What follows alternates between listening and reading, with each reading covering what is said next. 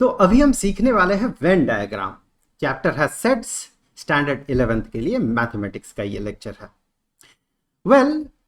जब हम सेट्स को रेक्टेंगुलर और सर्कुलर फिगर से रिप्रेजेंट करते हैं, जैसे यहां पर U यूनिवर्सल सेट है और A और B उसके अंदर के दो सेट्स हैं, तो फिर अगर हम इन सेट्स को रेक्टेंगुलर और सर्कुलर फिगर से रिप्रेजेंट करते हैं तो इस तरह के डायग्राम को वेन डायग्राम कहा जाता है। ये एक इंग्लिश मैथमेटिशियन जॉन वेन के नाम से पड़ा है। तो यहाँ पर देखिए इस फिगर को देखते हुए हम बड़े आसानी से ये कह सकते हैं कि जो एलिमेंट 4 और 3 है, नंबर 4 और 3 है, ये दोनों सेट्स में है, ए और सेट बी दोनों में है। साथ ही साथ हम फिगर देख के बड़े आसानी से कह सकते हैं कि 0 और 7 जो है न तो सेट ए में है और न ही सेट बी में है। 1 और 2 ऐसे नंबर्स हैं या ऐसे एलिमेंट्स हैं जो कि सेट ए में तो है लेकिन सेट बी का वो पार्ट नहीं है। 5 और 6 सेट बी का पार्ट है लेकिन वो सेट ए का पार्ट नहीं है। तो इस तरह से फिगर देखने से, वेन डायग्राम देखने से ये बड़े आसानी से हम इसे पता कर सकते हैं कि कौन किस सेक्शन का पार्ट है। अब ये जो अलग अलग सेक्शंस हैं, इन सेक्शंस को पता करने के लिए कुछ ऑपरेशंस किया जाता है और उसके लिए कुछ ऑपरेटर्स यूज किया जाता है। जैसे कि यूनियन एक ऑपरेशन है जो कि दो सेट्स पे काम करता है। यूनियन दोनों सेट्स को एक साथ ले आता है, जोड़ता है। थोड़ी देर में हम इसे डिटेल्स में देखेंगे एग्जैक्टली है क्या ये। इंटरसेक्शन ये भी एक ऑपरेशन है जो कि सेट्स पर लगता है, दो सेट्स पर लगता है। ये कॉमन रीजन बताता है। इंटरसेक्शन कॉमन रीजन बताता है या फिर वो पार्ट बताता है जो कि दोनों सेट्स के अंदर है, दोनों सेट्स का पार्ट है। डिफरेंस, जैसे कि अगर मैं कहूं a माइनस बी, इसका मतलब सेट a से अगर पूरे सेट b को हटा दिया जाए, पूरे सेट बी को अगर पूरी तरह से हटा दिया जाए, वैसे बेहतर होगा ये कि ये जो सेट ए है इससे बी वाला जो पार्ट है, ये बी वाला पार्ट हटा दे तो ये वाला सेक्शन बचा हुआ रहता है, 1 और 2 बचा हुआ रहेगा। तो इस तरह से अलग अलग ऑपरेशंस होता है सेट्स पे। उन ऑपरेशंस पे अब हम डिटेल्स में बात करेंगे।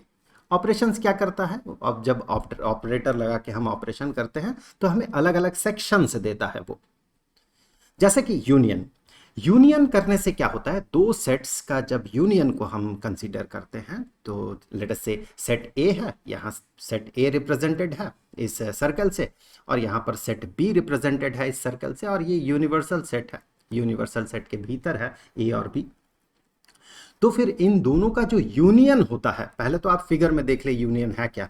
इन दोनों का यूनियन मतलब वो सारे एलिमेंट्स जो कि या तो सेट ए में है या फिर सेट बी में है या फिर दोनों में है। मतलब ये जो सेक्शन है, ये सेक्शन तो सेट ए है, सेट ए का पार्ट है ये वाला सेक्शन। अब उसके साथ बी का भी सेक्शन अगर हम इंक्लूड कर लेते हैं तो फिर ये दोनों मिलकर, ये पूरा हिस्सा जो है, पूरा हिस्सा मिलकर बन जाता है ए यूनियन बी। तो हम ये कहेंगे कि ए यूनियन बी एक ऐसा सेट है। आप ध्यान से देखें, जो एलिमेंट्स होंगे यहाँ पर ए यूनियन बी में जो एलिमेंट्स होंगे वो या तो ए में रहेगा या फिर बी में रहेगा। जैसे कि कोई एलिमेंट अगर यहाँ पर है तो वो सिर्फ सेट ए का पार्ट है, साथ ही साथ वो सेट ए यूनियन बी का भी पार्ट होगा। अगर कोई एलिमेंट यहां पर है तो वो सिर्फ सेट बी का पार्ट है, सेट ए का पार्ट नहीं है, लेकिन वो भी सेट ए यूनियन बी का पार्ट होगा। तो फिर इसे जब हम इस तरह से रिप्रेजेंट करेंगे, हम सेट बिल्डर फॉर्म में रिप्रेजेंट करेंगे, तो ए यूनियन बी एक ऐसा सेट है जिसका कि एलिमेंट इट बिलोंग्स टू ए या फिर इट बिलोंग्स टू बी। तो जैसे कि कोई एलिमेंट अगर यहां पर भी हुआ या फिर यहां पर हुआ या फिर यहां पर हुआ तो वो सेट ए यूनियन बी का पार्ट होगा। लेकिन कोई एलिमेंट अगर यहां पर हुआ तो वो एलिमेंट ना तो ए का पार्ट है और ना ही बी का पार्ट है, तो वो ए यूनियन बी का पार्ट नहीं होगा। यहां से अगर कुछ एग्जाम्पल्स हम यहां सॉल्व कर लेते हैं तो ये थोड़ा ज्यादा क्लियर होगा। तो पहला वाला पहला वाला प्रॉब्लम को देखते हैं। ए कहा गया 3 5 9 8, 4 एलिमेंट्स है 3 5 9 और 8। बी में 4 एलिमेंट्स है 1 2 4 8।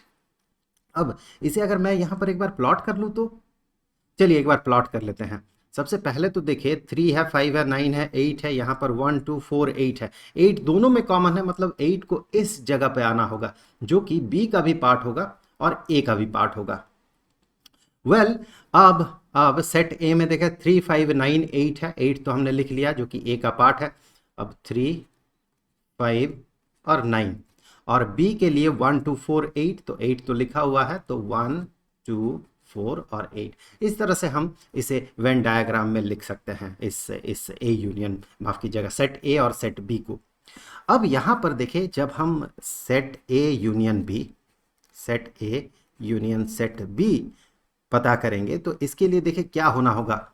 वो सारे एलिमेंट्स जो कि या तो सेट ए में है या फिर सेट बी में है या फिर दोनों में है, तो वो सारे एलिमेंट्स हमें यहां कंसीडर करना है। तो इसके लिए सबसे पहले अगर मैं इस क्वेश्चन को देखते हुए इसे सॉल्व करूं तो मैं सबसे पहले सेट ए में जो भी एलिमेंट्स है उनको लिख लूंगा, क्योंकि सेट ए में जो भी एलिमेंट्स है उसे ए यूनियन बी में तो रहना ही है, और उसके बाद सेट बी में जो जो एलिमेंट्स है उनको मैं लिख लूंगा। सो सेट बी में है 1 2 4 और 8। 8 तो ऑलरेडी हम लिख चुके हैं जो कि दोनों में कॉमन है, तो दोबारा लिखने का कोई मतलब नहीं बनता। सो एक सेट के अंदर हम एक ही एलिमेंट को एक से ज्यादा बार नहीं लिखते हैं। तो यहां पर देखिए इस फिगर के अंदर ए और बी दोनों को मिलाकर जो फिगर बना, इस फिगर के अंदर आपको ये सारे एलिमेंट्स मिलेंगे 3 5 9 8 1 2 4, 3 5 9 8 1 2 4। सो ये हो गया ए यूनियन बी। उसी तरह से दूसरे सवाल में भी अगर हम ए यूनियन बी पता करते हैं तो उसी तरह से सबसे पहले तो मैं लिख लूंगा ए में जो भी एलिमेंट्स है 1 6 3, उसके बाद बी में जो एलिमेंट्स है 2 4 7 2 4 7। यहां पर ध्यान रखें कि दोनों में कुछ भी कॉमन नहीं है। अगर इसे मैं वेन डायग्राम में लिखता हूं, वेन डायग्राम में इसे इन एलिमेंट्स को लिखता हूं, तो दोनों में देखें कुछ भी कॉमन नहीं है। तो 1 6 3 यहां पर है और 2 4 7 सेट बी में है, दोनों में कुछ भी कॉमन नहीं है। तो ये वाला सेक्शन जो कि कॉमन सेक्शन को रिप्रेजेंट कर रहा है, यहाँ पर कुछ नहीं होगा। बेहतर होता है इसे ड्रॉ करने का बेहतर तरीका ये होता है कि ए और बी को आप बिल्कुल इंटरसेक्ट ना करवाएं, मतलब एक दूसरे पे ओवरलैप ना करवाएं। ऐसे सिचुएशन में ये ए हो गया, ये बी हो गया, दोनों में कुछ भी एलिमेंट जो है कॉमन नहीं है। ऐसे सेट्स को इस वाले केस के लिए ऐसे सेट्स को डिसजॉइंट सेट कहा जाता है। Disjoint set. यहां पर ये दोनों बिल्कुल भी एक साथ ज्वाइन नहीं हो सकता है, बिल्कुल अलग है दोनों। इन दोनों को कहा जाता है डिसजॉइंट सेट। वेल, अब ये सेट्स का जो यूनियन है, यूनियन करने से इस ऑपरेटर को ऑपरेट करवाने से कुछ प्रॉपर्टीज निकल के आता है, यूनियन ऑफ सेट्स के कुछ प्रॉपर्टीज। चलिए उन प्रॉपर्टीज को एक बार देख लेते हैं। जैसे सबसे पहले ए के साथ बी का अगर यूनियन करवाते हैं तो वो बी के साथ ए के यूनियन के बराबर होता है। मतलब अगर मैं पहले सेट ए को कंसीडर कर लेता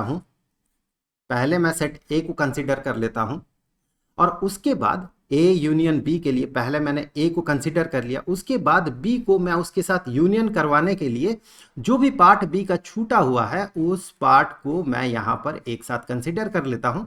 तो ये हो गया ए यूनियन बी, ये हो गया ए यूनियन बी। अब अगर मैं बी यूनियन ए इसी कॉन्सेप्ट से आगे बढ़ता हूं तो पहले मैं बी को कंसीडर कर लूंगा, उसके बाद ए का जो पार्ट यहां पर छूटा हुआ है उस पार्ट को मैं यहां पर इसके साथ जोड़ दूंगा, इसके साथ इंक्लूड कर दूंगा। तो बात तो बराबर हो गया। सो ए यूनियन बी जिस सेट को इंडिकेट करता है, बी यूनियन ए भी उसी सेट को इंडिकेट करता है। इसे कम्यूटेटिव लॉ कहा जाता है। अब ये देखिए एसोसिएटिव लॉ है कि ए यूनियन बी, उसके साथ अगर सी का यूनियन करवाया जाता है, सबसे पहले तो A union B, A union B के लिए हमें जो मिलेगा, हमें ये मिलेगा ए यूनियन बी। अब इसके साथ अगर सी को भी यूनियन करवाया जाता है, ये तो ऑलरेडी हमने कर दिया ए यूनियन बी, इसके साथ इस सेट के साथ हमने सी का कर दिया यूनियन, मतलब सी का जो पार्ट बाकी बचा हुआ है उसे भी हमें इंक्लूड कर लेना है। तो ये हो गया A union B union C. अब अगर हम पहले बी और सी का यूनियन कंसीडर करते हैं, बी यूनियन सी पहले कर देते हैं, उसके बाद हम करेंगे ए का यूनियन, तो फिर देखिए हमें रिजल्ट सेम मिलेगा। यहां पर ये तो हो गया बी यूनियन सी। उसके बाद अब अगर ए को उसके साथ यूनियन करवाया जाए, यूनियन ऑपरेशन अगर यहां पर परफॉर्म करें, तो ए का जो छूटा हुआ पार्ट है उसे हमें कंसीडर करना होगा। तो ये जो है ये ए यूनियन बी के साथ सी का यूनियन, और यहां पर बी यूनियन सी के साथ ए का यूनियन, बात बराबर है, दोनों एग्जैक्टली सेम है। अब आते हैं तीन लॉज, जैसे कि लॉ ऑफ आइडेंटिटी एलिमेंट अगर कहा जाए, तो फिर ये कहता है कि किसी भी सेट के साथ अगर हम नल सेट का यूनियन करवाते हैं, नल सेट मतलब उसमें है कुछ नहीं, अगर किसी भी सेट के साथ हम नल सेट का यूनियन करवाते हैं तो हमें वही सेट मिलेगा। ऑलरेडी ये सेट ए है, इसके साथ एक ऐसा सेट जिसमें कुछ नहीं है उसका यूनियन करवा रहे हैं, उसे लाके हम इसके साथ जोड़ रहे हैं, तो क्या इसमें कोई चेंज होगा? कुछ चेंज नहीं होगा। एक ऐसे ही एग्जाम्पल देख ले, मान ले ए एक सेट है जिसमें कि 1 2 3 है। अब एक सेट इसके साथ हम यूनियन करवाएंगे 5 5 दरअसल एम्प्टी सेट को रिप्रेजेंट करता है, इसमें कुछ एलिमेंट है नहीं, तो ए यूनियन 5 देखिए यहाँ पर, इसके लिए हम क्या करेंगे, सबसे पहले तो ए के एलिमेंट्स को लिख लेंगे, उसके बाद जो दूसरा सेट है which is 5 which is null set, इसके एलिमेंट्स को लिखेंगे। इसमें तो कोई एलिमेंट है ही नहीं, तो हमें कोई एलिमेंट जोड़ना नहीं है। अब देखिए ये जो सेट है और ये जो सेट है, दोनों सेट एग्जैक्टली सेम है। तो ये जो लॉ है इसे लॉ ऑफ आइडेंटिटी एलिमेंट कहा जाता है। यहाँ पर ये जो है यूनियन के लिए नल सेट जो है आइडेंटिटी एलिमेंट होता है।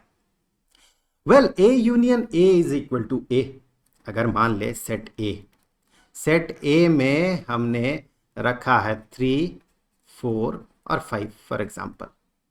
अब इसके साथ अगर इसी सेट का यूनियन करवाया जाए, मैं फिर से लिख रहा हूं, ये फिर ए है 3 4 5 इन 3 एलिमेंट्स का सेट, तो फिर ए यूनियन ए अगर करवाया जाए तो इसके लिए हम क्या करेंगे, सबसे पहले पहला जो सेट है, पहले सेट के एलिमेंट्स को लिखेंगे, उसके बाद दूसरे सेट के एलिमेंट्स को लिखेंगे, लेकिन हम रिपीट नहीं करेंगे किसी भी एलिमेंट को, इसका मतलब हम और एलिमेंट यहां लिख ही नहीं सकते हैं।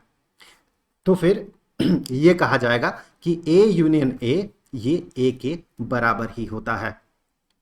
अब देखें यूनिवर्सल सेट जो है, दिस इज यूनिवर्सल सेट, ये जो है ये जो रेक्टेंगुलर ब्लॉक के अंदर जो पार्ट है ये पूरा यूनिवर्सल सेट है, ये यूनिवर्सल सेट है। सो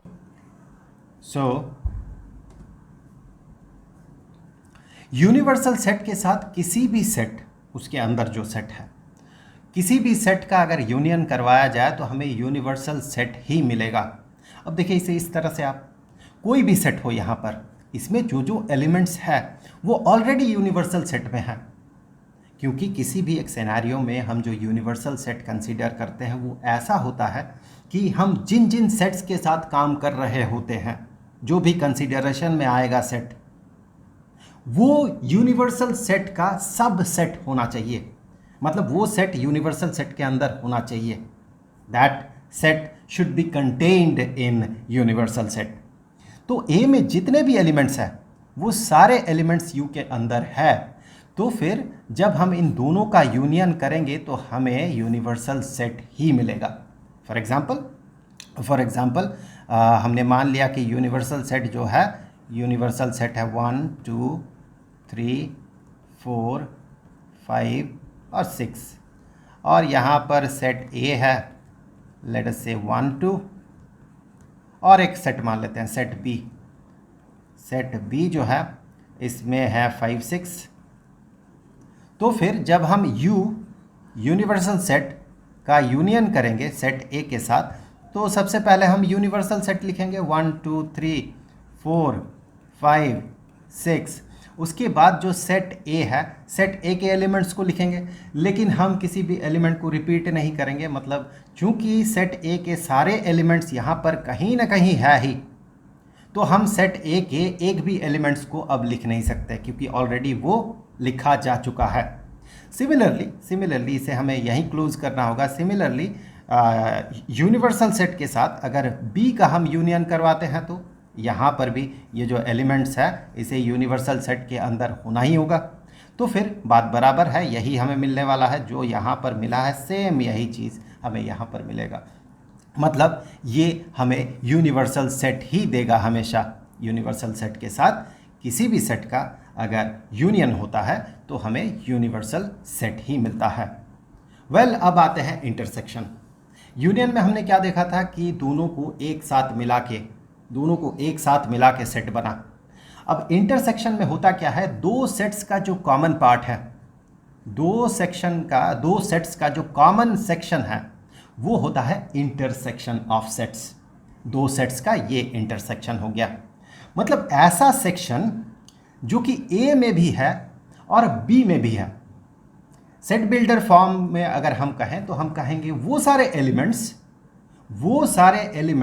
जो सेट ए में भी है और सेट बी में भी है।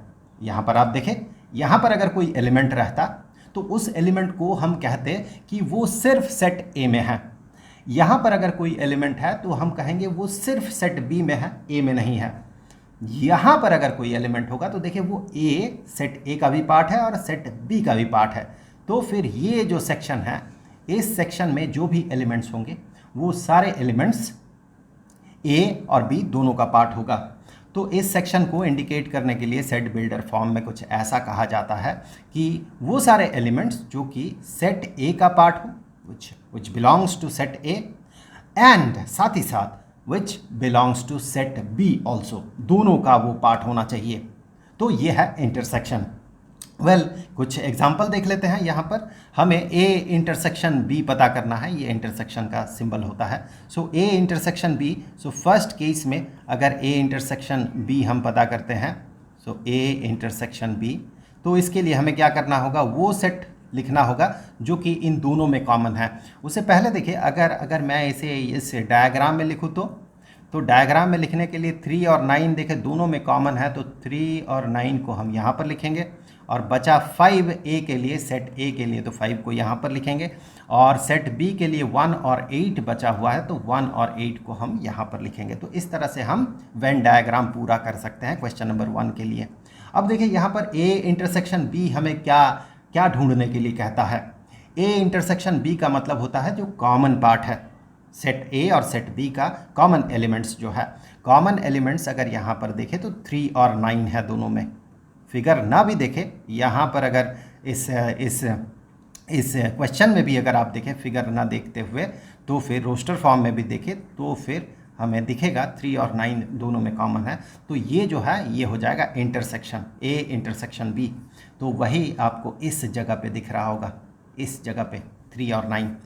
उसी तरह से क्वेश्चन नंबर 2 पे आते हैं। मैं इसके लिए अगर मैं वेन डायग्राम लिखता हूँ तो फिर 1 6 3 2 4 7 कुछ भी कॉमन नहीं है, दोनों में कुछ भी कॉमन नहीं है। इसका मतलब A intersection B question number 2 के लिए ये बन जाएगा empty set, null set, void set. क्यों? क्योंकि कोई भी एलिमेंट इन दोनों में कॉमन नहीं है। मतलब इस सेट के अंदर हम कोई भी एलिमेंट लिख नहीं सकते। आप देखिए इसका जो ये सेक्शन है इसमें कोई भी एलिमेंट है नहीं। हमें पता है ऐसे सिचुएशन में हम इसे इस तरह से ड्रॉ करते हैं, disjoint set, set A, set B. Set A में होगा 1 6 3 और सेट बी में होगा 2 4 7। हम इसे इस तरह से ड्रॉ करते हैं। वेल, अब यहाँ से आगे बढ़ते हुए कुछ प्रॉपर्टीज़ देख लेते हैं इंटरसेक्शन का भी, जैसे यूनियन का हमने प्रॉपर्टी देखा था। अब ए इंटरसेक्शन बी, मतलब ए और बी के बीच का जो कॉमन पार्ट है ये, और बी इंटरसेक्शन ए वही चीज़ है, सेम चीज़ है, बी और ए के बीच का जो कॉमन पार्ट है, इसीलिए ये दोनों बराबर होगा। इस लॉ को एसोसिएटिव लॉ कहा जाता है।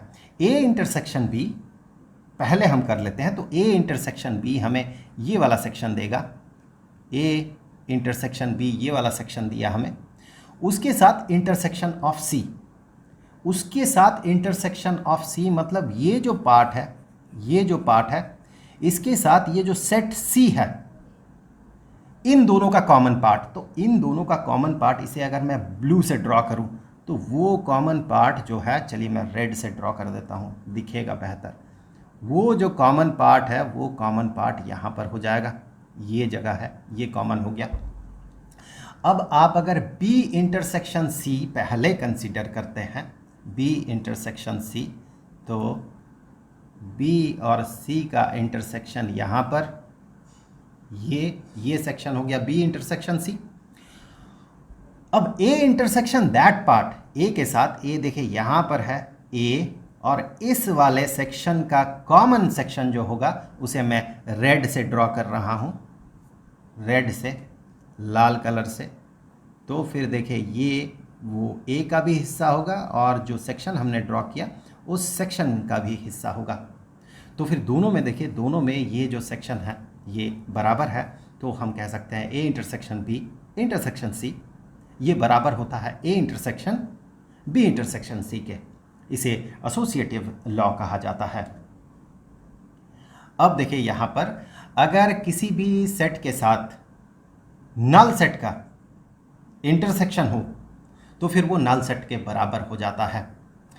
यहाँ पर आप देखें, इसे इस तरह से देखें, मान ले ए एक सेट है and that set is containing 1 2 3 और 5 नल सेट है, एम्प्टी सेट है। अब इन दोनों में कॉमन क्या है? इसमें एलिमेंट है 1 2 और 3, इसमें कोई एलिमेंट है नहीं, तो इन दोनों में कॉमन क्या होगा? कोई एलिमेंट नहीं है, तो ऑब्वियसली इन दोनों का इंटरसेक्शन अगर देखा जाए तो हमें नल सेट ही मिलेगा। नल सेट इंडिकेट करता है कोई एलिमेंट नहीं है। अब ए इंटरसेक्शन ए इंटरसेक्शन ए, मतलब ए और ए में कॉमन क्या है? ए में अगर कुछ एलिमेंट, 4 एलिमेंट्स है और पूछा जाए ए और ए में कॉमन क्या है, तो वही 4 एलिमेंट्स ए में और ए में कॉमन है, क्योंकि ए इज इक्वल टू ए। अगर ए को 2 पार्ट में हम देखें, विजुअलाइज करें, इसमें जो 4 एलिमेंट है इस ए में भी वही 4 एलिमेंट्स है, तो यही कॉमन हो गया दोनों में। तो उस हिसाब से देखा जाए तो a intersection a is equal to a. अब यूनिवर्सल सेट, ये पूरा जो है यूनिवर्सल सेट है, मैं फिर से यहाँ पर लिख दूँ, ये पूरा ये जो रेक्टेंगुलर ब्लॉक है ये यूनिवर्सल सेट है। यूनिवर्सल सेट और सेट ए, यहाँ पर देखिए सेट ए उसी के भीतर होगा, उसी के अंदर होगा, तो इन दोनों का अगर इंटरसेक्शन हो, मतलब इन दोनों का कॉमन पार्ट, तो ऑब्वियसली चूंकि ये जो है ये सेट ए चूंकि यूनिवर्सल सेट के अंदर कंटेन्ड है, तो इन दोनों का कॉमन पार्ट जो होगा ये कॉमन पार्ट सेट ए ही होगा, जो कि यूनिवर्सल सेट का भी पार्ट है और सेट ए का भी पार्ट है, क्योंकि सेट ए ऑलरेडी उस यूनिवर्सल सेट के अंदर ही है, अंदर ही कंटेन्ड है। अब यहाँ पर इंटरसेक्शन का एक लॉ आता है, डिस्ट्रीब्यूटिव लॉ। डिस्ट्रीब्यूटिव लॉ में सबसे पहले तो बी यूनियन सी हम कर लेते हैं। यहाँ पर बी यूनियन सी के लिए यहाँ पर ये हो गया बी का पार्ट, और साथ ही साथ जो सी का पार्ट है उसे भी इसके साथ एक साथ कंसीडर किया जाए, तो ये हो गया बी यूनियन सी। अब ए का इंटरसेक्शन उसके साथ, मतलब ये जो बी यूनियन सी है इसके साथ ए का कौन सा कॉमन रीजन है या कौन सा कॉमन सेक्शन है, ये एक साथ बी यूनियन सी को कंसीडर करें। ये पूरा फिगर डैश्ड, ये जो लाइन से रिप्रेजेंटेड है, शेडेड है, इसे एक साथ कंसीडर करें। इसके साथ ए का, ये जो ए है इसके साथ ए का कॉमन एलिमेंट क्या होगा? तो ऑब्वियसली ये सेक्शन और ए के बीच जो कॉमन रीजन है वो कॉमन रीजन है ये वाला कॉमन सेक्शन है। तो ये हो गया A intersection B union C, ये जो पीले रंग से, येलो कलर से रिप्रेजेंटेड है। अब यहां पर देखिए ए यूनियन बी, माफ कीजिएगा A intersection B union A intersection C. तो इसके लिए सबसे पहले हम क्या करेंगे, ए इंटरसेक्शन बी, इसे हम यहां पर ड्रॉ कर लेंगे। चलिए ए इंटरसेक्शन बी मतलब ए और बी का कॉमन पार्ट, ये हो गया ए और बी का कॉमन पार्ट। अब हमें देखना है ए और सी का कॉमन पार्ट, ए और सी का कॉमन पार्ट, तो ये हो गया ए और सी का कॉमन पार्ट। अब इन दोनों को अगर यूनियन करवाया जाए तो ऑब्वियसली हमें क्या मिलेगा, ये वाला सेक्शन के साथ ये वाला सेक्शन। तो आप देखें दोनों ही केस में ये बराबर है, इसे डिस्ट्रीब्यूटिव लॉ कहा जाता है। अब डिफरेंस ऑफ सेट्स, दो सेट्स के बीच का डिफरेंस। वेल यहां पर सेट ए है और यहां पर सेट बी है। अगर कहा जाए सेट ए माइनस बी, ए से बी को अगर घटा दे, इसका मतलब ये होता है कि ए में जो भी एलिमेंट्स था उनमें से बी का जो एलिमेंट है उसको हटा देना। मतलब कि ए का जो भी एलिमेंट था, मतलब ए सेट ए हो गया, ये सेट ए हो गया ये पूरा हिस्सा। अब इसमें से बी का ये वाला जो हिस्सा है, ये वाला हिस्सा, इसे काट के हटा दे तो फिर बचेगा a माइनस बी। ए से हट गया b, तो a से b का जो पार्ट है उसे काट कर हटा दिया गया। तो ये जो है ये इंडिकेट कर रहा है a माइनस बी को। वेल इसे हम ऐसे देख सकते हैं, मैं फिर से एक बार ड्रॉ कर देता हूँ। इसे हम ऐसे देख सकते हैं कि वो एलिमेंट्स जो कि a में तो है लेकिन b में नहीं है, a में तो है और b में नहीं है। तो यहां पर देखिए ये एलिमेंट a में है लेकिन b में नहीं है, तो ये हो गया a माइनस बी। यहां पर इस एलिमेंट को देखिए ये b में है इसीलिए इंक्लूडेड नहीं है, ये येलो शेडेड पोर्शन में नहीं है।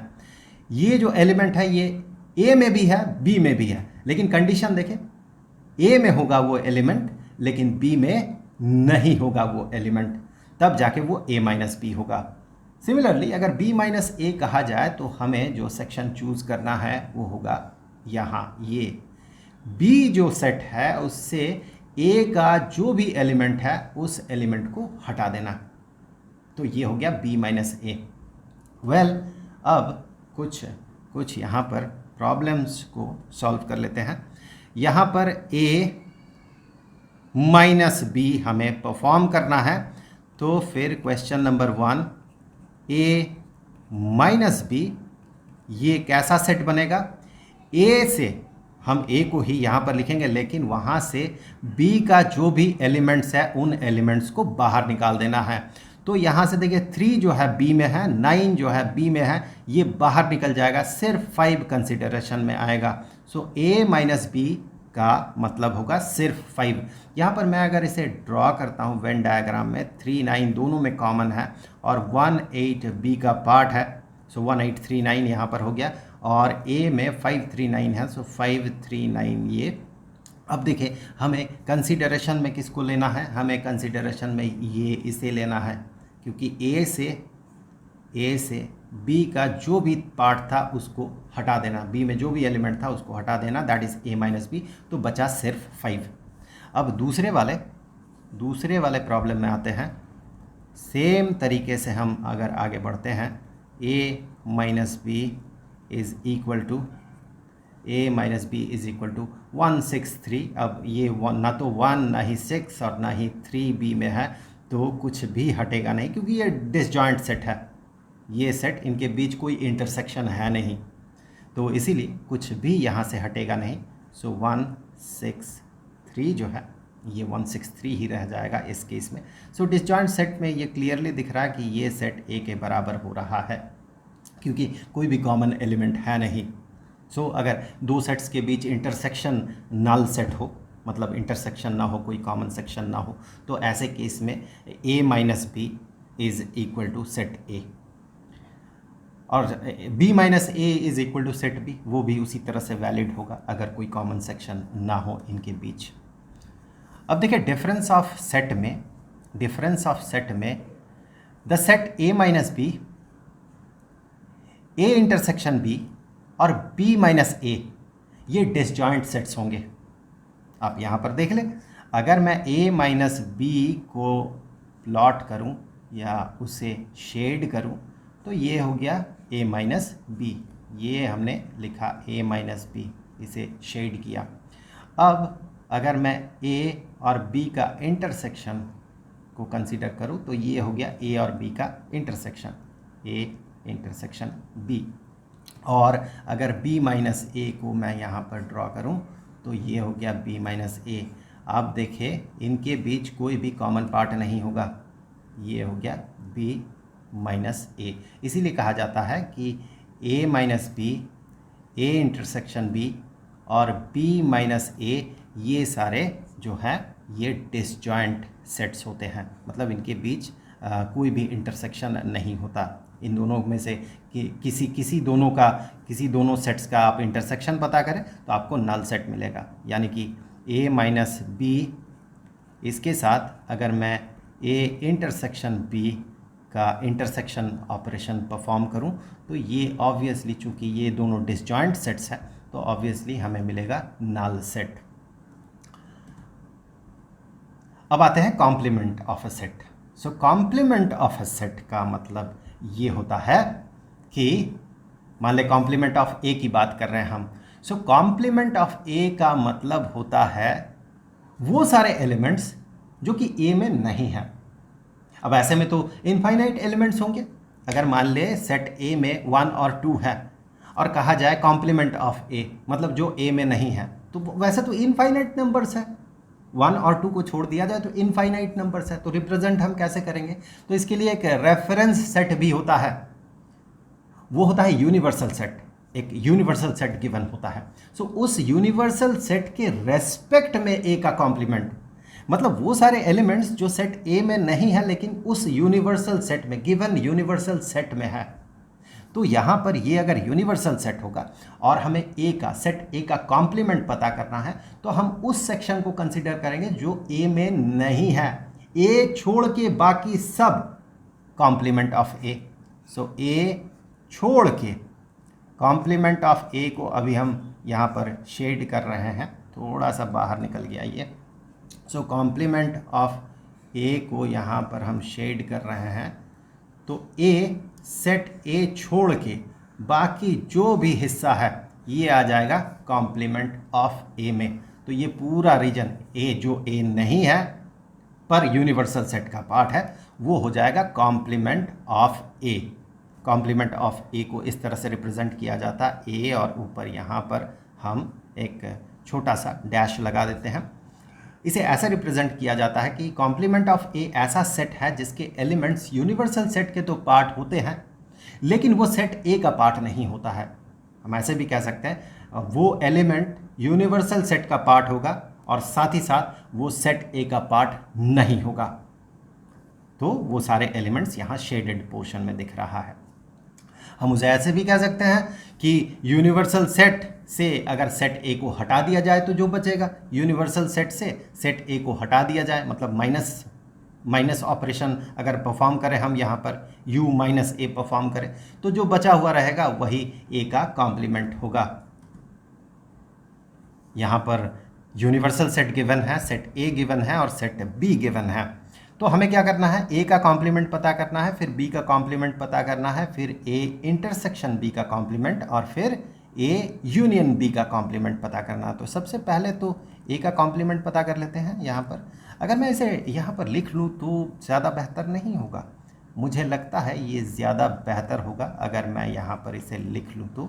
सो 1 3 8 9 और यहाँ पर 1 2 3 4 5 6 7 8 9 है, तो 1 2 जो कि बी में भी नहीं है, ए में भी नहीं है लेकिन यूनिवर्सल सेट में है, 3 तो यहाँ पर है, 4 यहाँ पर यूनिवर्सल सेट में है तो 4 को भी मुझे यहाँ लिखना है और फिर 5 यहाँ पर है, 6 नहीं है पर यूनिवर्सल सेट में है तो 6 यहाँ पर, 7 भी यहाँ पर नहीं है तो 7 को भी यूनिवर्सल सेट में लिख लिया। 8 और 9 दोनों इन सेट्स के भीतर है। तो ये पूरा फिगर हो गया। अब हमें अगर कॉम्प्लीमेंट ऑफ ए पता करना है तो वो सारे एलिमेंट्स जो ए में नहीं है लेकिन यूनिवर्सल सेट में है। आप देखिए 5 ए में है, 3 ए में है, 9 ए के अंदर है, भले ही बी के साथ ओवरलैप कर गया हो लेकिन ए के तो अंदर है। अब ये छोड़ के 539, ये जो 539 है, इन 539 को छोड़ के बाकी जो भी इस यूनिवर्सल सेट में है, मतलब इस रीजन के, ए वाले सेट के रीजन के बाहर जो जो है वो सारे हो जाएगा कॉम्प्लीमेंट ऑफ ए। मतलब यहाँ से हम इस 1 को कंसिडर करेंगे, 2 को कंसिडर करेंगे, 3 तो ए में है उसे कंसिडर नहीं करना है, 4 को कंसिडर करेंगे, 5 ए में है, 6 को कंसिडर करेंगे, 7 को कंसिडर करेंगे, 8 को कंसिडर करेंगे और 9 को नहीं करेंगे क्योंकि वो ए के भीतर है। तो ये हो गया कॉम्प्लीमेंट ऑफ ए। सिमिलरली अगर कॉम्प्लीमेंट ऑफ बी हम देखें तो 2, 3 तो यहाँ पर है, 4 और फिर 5, 6, 7 और 8 और 9 यहाँ पर है, तो उसे कंसीडर नहीं किया जाएगा बी के कॉम्प्लीमेंट में। बी के कॉम्प्लीमेंट के लिए देखें, इस वाले रीजन, बी वाले रीजन के बाहर जो भी है, 2 है, 4 है, 5, 6, 7, 2, 4, 5, 6, 7, ये हो गया कॉम्प्लीमेंट ऑफ बी। अब a intersection b, a intersection b का कॉम्प्लीमेंट, इसके लिए हमें सबसे पहले तो ए इंटरसेक्शन बी पता करना होगा। तो ए इंटरसेक्शन बी जो है, ए इंटरसेक्शन बी में है 3 और 9, तो 3 और 9 छोड़कर बाकी जितने भी एलिमेंट्स हैं यूनिवर्सल सेट में वो आ जाएगा ए इंटरसेक्शन बी के कॉम्प्लीमेंट में। सो ए इंटरसेक्शन बी के कॉम्प्लीमेंट में आ जाएगा 1, 2, 3 तो नहीं आएगा, 3 यहाँ पर है, 4, 5, 6, 7 और 8, ये आ गया ए इंटरसेक्शन बी का कॉम्प्लीमेंट। अब आते हैं ए यूनियन बी के कॉम्प्लीमेंट। इसके लिए ए यूनियन बी पहले पता कर लेना होगा। वैसे आप फिगर देख के समझ सकते हैं, ये जो रीजन है जो कि ए यूनियन बी है, इसके बाहर जो भी एलिमेंट्स है 2, 4, 6, 7, 2, 4, 6, 7, पहले ए यूनियन बी पता कर लेते हैं। सो ए यूनियन बी 1, चलिए मैं क्या करता हूँ यहाँ पर, इसे पहले मैं ए को लिख लेता हूँ, 3, 5, 9। अब बी का जो एलिमेंट छूटा है, जो एलिमेंट नहीं है यहाँ पर, उसे लिखते हैं 1 और 8, 3, 9 तो ऑलरेडी हमने लिख लिया है। तो फिर यहाँ से ए यूनियन बी का कॉम्प्लीमेंट इज़ जो कि यूनिवर्सल सेट में नहीं है यहाँ पर, या यूनिवर्सल सेट में है, इस सेट में नहीं है, तो 1 तो यहाँ पर है, 2 यहाँ नहीं है, यूनिवर्सल सेट में है तो कॉम्प्लीमेंट में आ जाएगा वो। 3 यहाँ पर है, नहीं लिखेंगे हम। 4 यहाँ पर नहीं है जो कि यूनिवर्सल सेट में है, तो 4 कॉम्प्लीमेंट में आ जाएगा। 5 है यहाँ पर, नहीं आएगा। 6 नहीं है और 7 आ जाएगा यहाँ पर बस, और 8 और 9 तो यहाँ पर ऑलरेडी एग्जिस्ट कर ही रहा है। सो ये 2, 4, 6, 7, आप देखें 2, 4, 6, 7, ये ए यूनियन बी का कॉम्प्लीमेंट है। अब कॉम्प्लीमेंट के कुछ प्रॉपर्टीज देख लेते हैं यहाँ पर। ए, कोई भी सेट ए और सेट ए का जो कॉम्प्लीमेंट है, इन दोनों को एक साथ यूनियन करवाया जाए, एक साथ लाया जाए, तो हमें क्या मिलता है? Universal set. ये पूरा यूनिवर्सल सेट है। अब देखें, सेट ए की अगर बात करें, उसे मैं अगर शेड करूं तो ये सेट ए हो गया। सेट ए को हमने शेड कर दिया, सेट ए। और अगर सेट ए के कॉम्प्लीमेंट को मैं शेड करूं तो देखिए कॉम्प्लीमेंट यहाँ पर जो सेट ए नहीं है लेकिन यूनिवर्सल सेट है, उसे यहाँ पर शेड किया गया। तो दोनों का यूनियन, दोनों को एक साथ अगर रखा जाए, दोनों के एलिमेंट्स को अगर कंसीडर किया जाए तो हमें क्या मिलेगा? हमें पूरा यूनिवर्सल सेट मिलेगा। सो ये लॉ हमें वही बताता है। अब ए इंटरसेक्शन ए का कॉम्प्लीमेंट, अब ये हो गया ए, और इसका जो कॉम्प्लीमेंट है, ये कॉम्प्लीमेंट हमें यहाँ पर दिख रहा है। इसका कॉम्प्लीमेंट मतलब इसमें नहीं है, सेट ए में नहीं है, तो फिर इन दोनों का कॉमन क्या होगा? कुछ भी नहीं होगा, इसीलिए नल सेट। इन दोनों का जो इंटरसेक्शन है, कॉमन कुछ भी नहीं है, इसीलिए नल सेट। अब ये डी मॉर्गन्स लॉ है, 2 लॉज है। अगर ए यूनियन बी का इंटरसेक्शन लिया जाए, माफ़ कीजिएगा, ए यूनियन बी का अगर कॉम्प्लीमेंट लिया जाए तो ये बराबर होता है ए के कॉम्प्लीमेंट इंटरसेक्शन बी के कॉम्प्लीमेंट के। वेल तो इसके लिए मैं यहाँ पर ड्रॉ कर लेता हूँ। सो ये मान ले यूनिवर्सल सेट है, यूनिवर्सल सेट, और यहाँ पर A और यहाँ पर B है। अब A और B का यूनियन, ये वाला सेक्शन हो गया A और B का यूनियन। अब यहाँ पर अगर उसका कॉम्प्लीमेंट देखा जाए, उसका कॉम्प्लीमेंट मतलब A यूनियन B में जो नहीं है, तो ये जो है A यूनियन B में नहीं है। जो खाली बचा अंदर ये वाला सेक्शन, ये A यूनियन B है, ये पूरा A यूनियन B है। तो जो हमने शेड किया वो A यूनियन B का पार्ट नहीं है, लेकिन यूनिवर्सल सेट का पार्ट है, मतलब वो A यूनियन B का कॉम्प्लीमेंट है। ये बराबर होगा A के कॉम्प्लीमेंट इंटरसेक्शन B के कॉम्प्लीमेंट के। अब इसी चीज़ को मैं फिर से लिख लेता हूँ, इसी चीज़ को मैं फिर से लिख लेता हूँ। सो ये सेट A है और ये सेट B है। सबसे पहले यहाँ पर अब हम A का जो कॉम्प्लीमेंट है उसे ड्रॉ कर लेते हैं ऐसे। ये जो है ये A का कॉम्प्लीमेंट है, मतलब वो पार्ट जो A के बाहर है, A नहीं है, A के बाहर है। तो ये जो सेक्शन है इसमें A नहीं है। ग्रीन कलर से हमने शेड किया A के कॉम्प्लीमेंट को। अब ब्लू कलर से हम B के कॉम्प्लीमेंट को शेड करते हैं। चलिए, B के बाहर का हिस्सा जो B में नहीं है, B के बाहर का हिस्सा, B के बाहर का हिस्सा। अब आप यहाँ से गौर से देखें, वो सेक्शन जहाँ पर ब्लू लाइन भी है, ब्लू शेड भी है और ग्रीन शेड भी है, दोनों है, क्योंकि यहाँ इंटरसेक्शन मतलब कॉमन पार्ट, A का कॉम्प्लीमेंट और B का कॉम्प्लीमेंट दोनों का common part, that is A complement intersection B complement.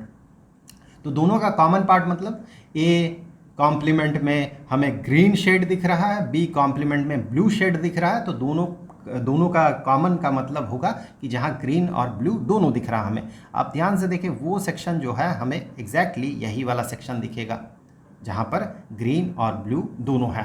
तो डी मॉर्गन्स फर्स्ट लॉ जो है वो इस तरह से इस चीज़ को इंडिकेट कर रहा है। अब डी मॉर्गन का सेकेंड लॉ कुछ इसी तरह का है। A इंटरसेक्शन B का कॉम्प्लीमेंट। तो चलिए मैं यहीं पर ड्रॉ करता हूँ A इंटरसेक्शन B का जो कॉम्प्लीमेंट होगा। तो A इंटरसेक्शन को पहले देखना होगा हमें। सो A इंटरसेक्शन B ये वाला हिस्सा है, ये वाला हिस्सा है। तो अगर मैं A इंटरसेक्शन B का कॉम्प्लीमेंट देखता हूँ, तो ग्रीन कलर से चलिए मैं इसे शेड करता हूँ। सो इंटरसेक्शन वाला पार्ट को अगर छोड़ दिया जाए तो फिर हमें जो मिलेगा, हमने इंटरसेक्शन वाले पार्ट को हमने छोड़ दिया, ये इंटरसेक्शन वाला जो पार्ट है उसे छोड़ दिया गया। अब उसी तरह से यहाँ पर वो बराबर हो जाएगा A के कॉम्प्लीमेंट यूनियन B के कॉम्प्लीमेंट के। A का कॉम्प्लीमेंट यूनियन B का कॉम्प्लीमेंट। मैं ड्रॉ कर रहा हूँ A का कॉम्प्लीमेंट। ओके, सो ये पार्ट जो है ये A में, ये पार्ट जो है ये A में नहीं है। और B का कॉम्प्लीमेंट उसे ब्लू कलर से रिप्रेजेंट कर दे रहा हूँ। B का कॉम्प्लीमेंट B छोड़ के बाकी सब, तो यहाँ से देखें B छोड़ के बाकी सब। अब अगर इन दोनों का यूनियन करवाया जाए, इन दोनों का यूनियन, A का कॉम्प्लीमेंट यूनियन B का कॉम्प्लीमेंट, मतलब वहाँ पर ग्रीन शेड भी रह सकता है, ब्लू शेड भी रह सकता है। वो पार्ट हमें कंसिडर करना है, इन दोनों का यूनियन मतलब वो पार्ट हमें कंसिडर करना है जहाँ पर ग्रीन जो कि A कॉम्प्लीमेंट को इंडिकेट कर रहा है, ग्रीन शेड भी रह सकता है, या फिर ब्लू शेड जो कि B कॉम्प्लीमेंट को रिप्रेजेंट कर रहा है, ब्लू शेड भी रह सकता है। दोनों में से कोई सा भी शेड रह सकता है। तो यहाँ पर हमें दोनों में से कोई भी शेड मिलेगा, एकमात्र अगर हम इस जगह को छोड़ दें तो बाकी हर जगह पे हमें क्या मिल रहा, हमें मिल रहा है या तो ग्रीन शेड या फिर ब्लू शेड।